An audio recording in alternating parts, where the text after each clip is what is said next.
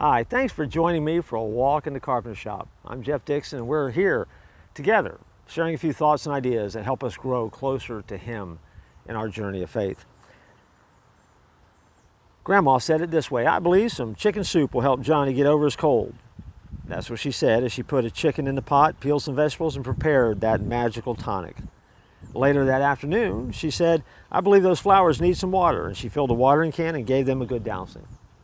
Even later, she said, I believe I need a good night's sleep, and she said that as she headed off toward bed, the day done, as she drifted off to sleep into the rest of the evening.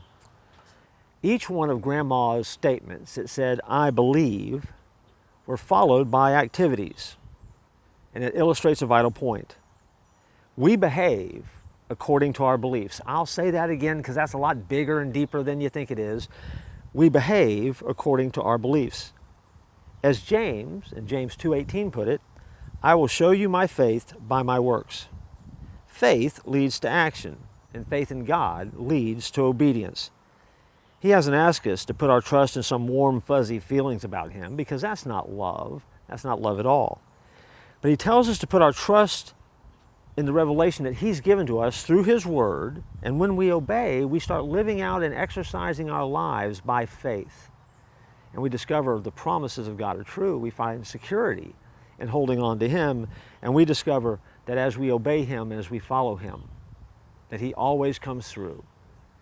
And the action that we put behind our words makes all the difference in the world. George MacDonald once said, you can begin at once to be a disciple of Jesus Christ by obeying Him. And the first thing you can think of in which you're not obeying Him. That sounds like a tongue twister, but what he's saying is, every time that you begin to have a thought that you know is not obedient and you recognize it, don't do it. Instead, be obedient. It makes sense. James, when he said, if you don't put some kind of deeds with your faith, there's no proof or evidence that you have faith at all. Because we know that what we do doesn't get us to heaven. It's the faith and belief that we have in Jesus. But the idea here is transformational. And it simply means that if you're teachable, Jesus is doing something transformational in your life.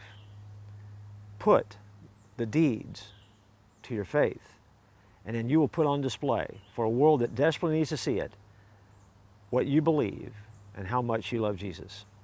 Something to think about. Look forward to our next meeting here in the Carpenter shop.